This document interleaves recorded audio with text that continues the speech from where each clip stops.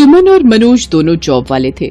सुमन एक स्कूल में टीचर थी और मनोज एक कंपनी में काम करता था। दोनों की नई नई शादी हुई थी, तो शादी के बाद मनोज ने साउथ दिल्ली में एक पॉश कॉलोनी में किराए पर एक फ्लैट ले लिया। कॉलोनी में सुमन और मनोज नए थे, तो किसी के बारे में इतना जानते नहीं थे। उसी कॉलोनी से कुछ ही दूरी पर ममता नाम की एक काम वाली भी रहती थी। ममता कॉलोनी के कुछ घरों में काम करती थी। ममता की पड़ोसन सरला भी कॉलोनी के ही घरों में काम करती थी। ममता और सरला के अपने अपने घर बंधे हुए थे। ममता बहुत ही सीधे स्वभाव की थी, चुपचाप घरों में काम करना और किसी से कोई मतलब नहीं रखना। पर सरला का स्वभाव बहुत ही अलग था।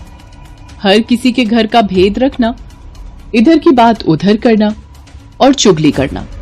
सरला ममता से बहुत ईर्ष्या करती थी। ये बात ममता को पता थी, पर वो चुप रहती थी। सरला को जैसे ही पता चलता था कि फ्लैट में कोई नया परिवार रहने आया है, वो फौरन वहां पहुंच जाती थी। जब सुमन और मनोज कॉलोनी के फ्लैट में नए नए रहने आए, तो सरला को ये बात पता चल गई और वो सीधी उनके फ्लैट पर गई और घंटी बजाई। जी नमस्ते मेम साहब, मेरा नाम सरला है, किसी से भी पूछ लीजिए। सरला काम वाली।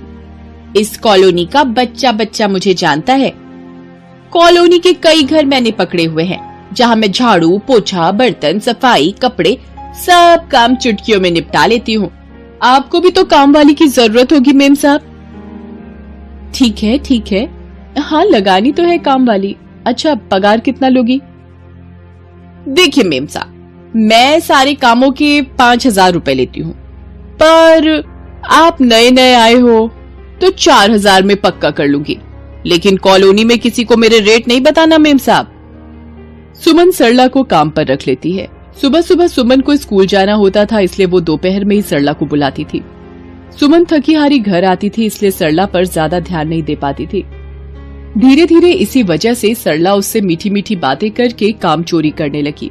एक दिन, सुमन, ये मेरी कमीज पर दाग कैसा? ये तो पिछले हफ्ते ही मैं नहीं लाया था। ब्रांडेड कमीज पर ये दूसरा रंग कैसे लग गया? अरे, मैंने सरला को बोला था ये कमीज नई है, इसे दूसरे कपड़ों से अलग धोना। सरला, ओ सरला, इधर आना। जी मेम साहब, क्या हुआ, आपने बुलाया? सरला, मैंने तुम्हें बोला था ये कमीज सभी कपड़ों से अलग धोना। ये क्या है? ये दूसरे कपड़े का रंग इस पर कैसे लग गया? सॉरी मेम साहब, वो मेरा आदमी बड़ा दिमाग खराब है उसका, बार बार फोन करके पैसे मांगता है। उसी से बात कर रही थी, इसलिए कमीज अलग धोना भूल गई। सुमन क्या करती? अब जो होना था वो हो गया। उसे पता था अगर ज्यादा बोलेगी तो नई काम वाली उसे इतनी जल्दी नहीं मिलेगी। सुमन की सासू माँ कुछ दिन के लिए रहने आने वाली थी। मनोज माँ को लेने स्टेशन चला जाता है। अब सुमन की सासू माँ घर पर ही थी, तो सुमन ने सासू माँ के होने पर सरला को जल्दी काम करके जाने के लिए बोल दिया। सुमन की सासू माँ की आंखों की रोशनी कुछ कमजोर थी। सरला सुमन के सामने तो फिर भी थोड़ा डर कर काम करती थी, पर अब उसे पता था कि सुमन तो है नहीं, इसलिए वो काम चोरी करने लगी।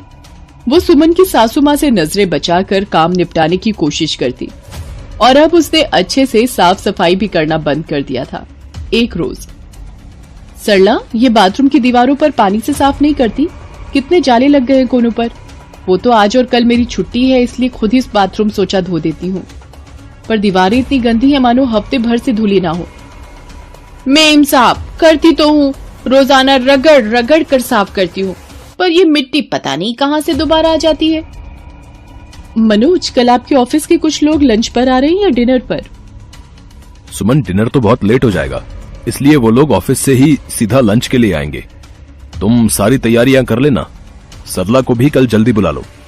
माँ तो इतना काम नहीं कर पाएगी, सरला होगी तो तुम्हारी मदद हो जाएगी। सरला चोरी छुपे मनोज और सुमन की बातें सुन लेती है और काम से बचने की तरकीब सोचती है। सरला, कल छुट्टी मत करना, बल्कि थोड़ा जल्दी ही आ जाना। कल साहब के ऑफिस के कुछ लोग दोपहर के खाने पर आ रहे हैं, तो मुझे तुम्हारी जरूरत रहेगी। अगले दिन सुबह के 10 बज जाते हैं। सरला 9 बजे आ जाती थी, पर 10 बजे तक जब वो नहीं आई तो सुमन परेशान होने लगी। बार बार घड़ी की तरफ भी देखने लगी, कभी दरवाजे की ओर देखती। उसका दिमाग खराब हो रहा था कि इतना काम पड़ा है और सरला का कुछ अता पता ही नहीं। सासू माँ और मनोज ने सुमन से कहा कि सरला के घर पर फोन मिलाए, कल तक तो वो बिल्कुल ठीक थी, आज क्या हुआ? सरला का फोन उसके पति ने उठाया और बोला कि सरला की तबीयत ठीक नहीं है, तो वो आज काम पर नहीं आ सकती। ये सुनकर सुमन अपना सिर पकड़कर बैठ गई। सुमन दूध लेने के लिए दरवाजे पर गई। उसने सामने से ममता को जाते देखा और उससे पूछा, तुम यहीं काम करती हो क्या? मेरा नाम ममता है। मेम साहब, तीसरी मंजिल और चौथी मंजिल के फ्लैट मेरे ही बंधे हुए हैं। क्या हुआ? आप थोड़ा परेशान लग रही हो मेम साहब। मेरे घर सरला काम करती है, पर आज वो नहीं आई है। उसकी तबीयत ठीक नहीं है। उसके नंबर पर फोन किया तो उसका पति बोला कि सरला बीमार है। क्या सिर्फ आज के लिए तुम मेरी मदद कर सकती हो? आज मेरे हस्बैंड के ऑफिस के कुछ लोग लंच पर आने वाले हैं। ममता तो वैसे भी अच्छे स्वभाव की थी, तो उसने सुमन को मना नहीं किया। ममता ने बहुत ही बढ़िया तरीके से सारा काम निपटा दिया। ये देखकर सुमन बहुत ही खुश हुई और उसने ममता से कहा कि जब तक सरला ठीक होकर नहीं आती, 1-2 दिन वही काम पर आ जाए। ममता ने हाँ कर दी। ममता जानती थी कि सरला बीमारी का नाटक करके हमेशा काम के वक्त काम चोरी करती है और घरों में जिस दिन कोई मेहमान आए या काम ज्यादा हो, वो छुट्टी कर लेती थी। ममता ने सुमन को 1-2 दिन के लिए हाँ बोल दिया और चली गई। सुमन भी बाजार से कुछ सामान लेने चली जाती है। वो जैसे ही बाजार पहुंचती है, वो देखती है कि सरला अपने पति के साथ हलवाई की दुकान से समोसे और नमकीन खरीदकर खा रही है। सरला ने सुमन को बीमारी का झूठा बहाना बनाया और जरूरत के वक्त छुट्टी कर ली। सुमन गुस्से में भरी हुई चुपचाप घर आ जाती है।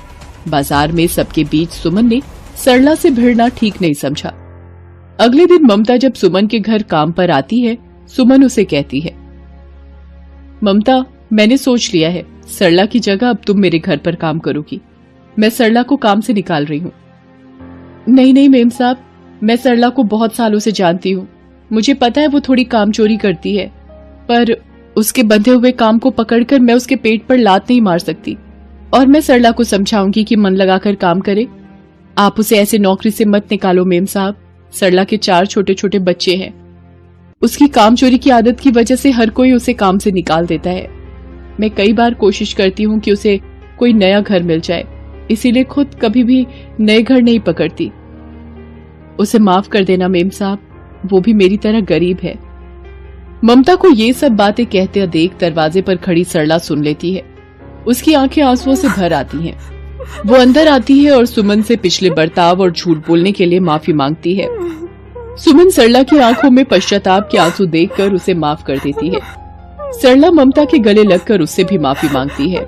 उसे ममता से हमेशा जलन का भाव रखने का पछतावा होता है। अगर ममता चाहती तो सरला के घर हथिया सकती थी, पर उसने ऐसा नहीं किया। ये ममता के अच्छे स्वभाव का प्रतीक था। सरला भी उस दिन से सभी घरों में अच्छे से काम करने लगी। सरला को भी ममता की तरह ही अब बड़े घरों में काम मिलने लगा। एक कामचोर काम वाली की छवि अब सरला के माथे से भी हट चुकी थी।